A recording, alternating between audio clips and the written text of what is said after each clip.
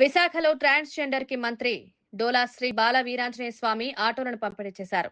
ట్రాన్స్జెండర్ల స్వయం ఉపాధి కోసం సబ్సిడీకి ఆటోల పంపిణీ చేస్తున్నామని, సమాజంలో వారికి గౌరవంగా జీవించాలన్న ఉద్దేశంతో ఉపాధి కల్పిస్తున్నామని మంత్రి తెలిపారు. విశాఖలో 20 మంది ట్రాన్స్జెండర్స్ ని కేజీహెచ్ శానిటేషన్ సూపర్వైజర్లుగా నియమించామని, మరికొంతమందిని గుర్తించి ఉపాధి కల్పిస్తామని తెలిపారు.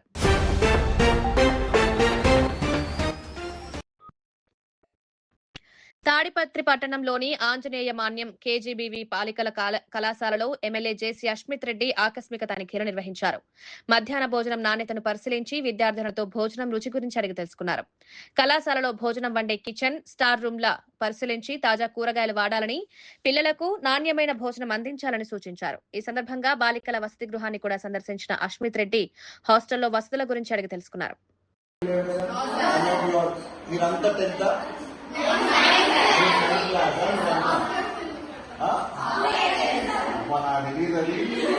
చెప్పాలా ఆన్సర్ తెచ్చిపోతానంటే ఎగ్జామ్స్ అయిపోయినాయా?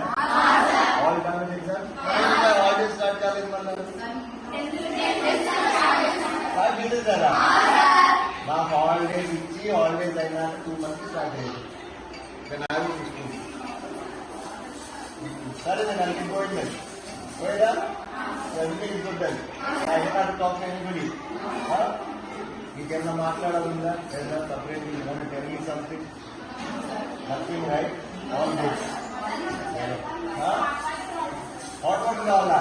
మామూలుగా నీకు వస్తుందా రాదా ఏంటి నాకు తెలియదు. అందుకు అడుగుతున్నా. నేను అడిగేది ఏంటంటే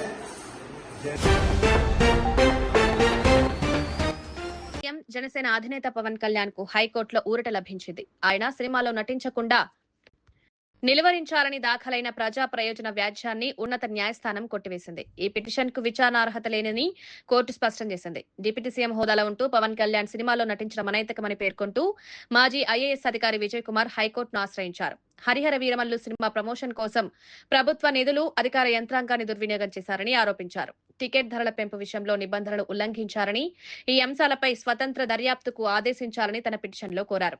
గతంలో మాజీ ముఖ్యమంత్రి ఎన్టీఆర్ విషయంలోనూ హైకోర్టు స్పష్టమైన తీర్పునిచ్చిందని గుర్తు చేశారు. టికెట్ ధరల పెంపు అనేది నిర్మాత అభ్యర్థన మేరకు ప్రభుత్వం తీసుకున్న నిర్ణయమే తప్ప దీంతో డిప్యూటీ సీఎం కు సంబంధం లేదన్నారు.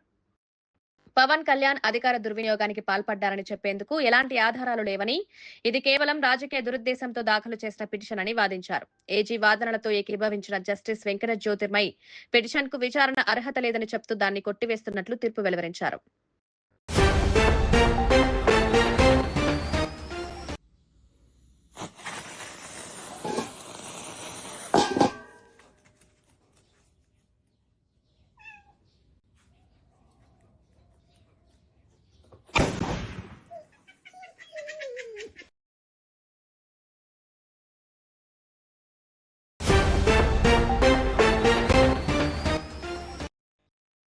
ఏపీకి వాతావరణ శాఖ హెచ్చరికలు జారీ చేసింది. రాష్ట్రంపై ఉపరితల ఆవర్తనం, ద్రోణి ప్రభావం కొనసాగుతున్నట్లుగా వెల్లడించింది.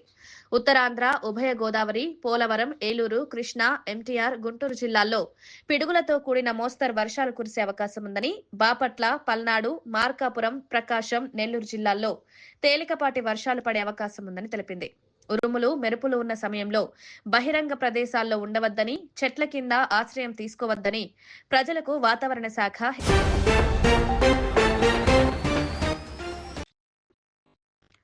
అన్నదాతలను దోచుకునేందుకు వ్యాపారులు పథకం పన్నుతున్నారని బీజేపీ ఆగ్రహం వ్యక్తం చేస్తోంది. అధికార యంత్రాంగం చోద్యం చూస్తూ మిల్లర్లు దోపిడీకి నిలువెత్తు సాక్ష్యంగా మిన్నకుండిపోతోందని బీజేపీ నిరసనకు చేపట్టింది.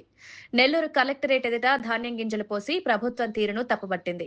ధాన్యం మద్దతు ధరలను పతనం చేస్తూ అన్నదాతలను నిలువునా దోచుకుంటున్న అధికారులు స్పందించడం లేదని ధర్నాలో పాల్గొన్న బీజేపీ నేతలు మిడతల రమేష్, కందికట్ల రాజేశ్వరి మిల్లర్ల దోపిడీని వివరిస్తూ ఆగ్రహం వ్యక్తం చేశారు. సాంప్రదాయానికి తూట్లు పడిచి జిల్లా రైతాంగాన్ని నట్టేట ముంచుతున్న మిల్లర్లపై చర్యలు తీసుకోవాలని, రైతులకు కనీస గిట్టుబాటు ధర లభించేలా చర్యలు తీసుకోవాలని ధర్నాలో డిమాండ్ చేశారు.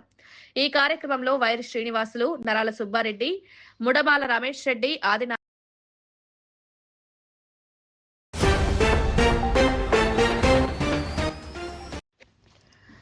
తమిళ వెట్రి కలగం అధినేత నటుడు విజయ్ పుదుచ్చేరి బరిలో పోటీకి నిర్వర్తించడంతో పాటు 30 నియోజకవర్గాలకు తమ పార్టీ అభ్యర్థులను ఏకకాలంలో ప్రకటించి ప్రత్యర్థులకు షాక్ ఇచ్చాడు.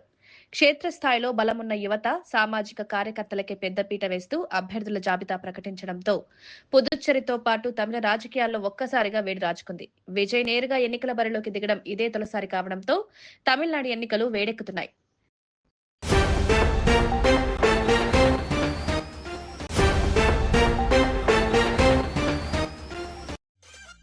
మేము చేసే వీడియోస్ మీకు నచ్చినట్లయితే లైక్ చేయండి. అలాగే మరిన్ని ఇంట్రెస్టింగ్ అప్డేట్స్ కోసం మా ఎస్టీవీ తెలుగు ఛానల్ ని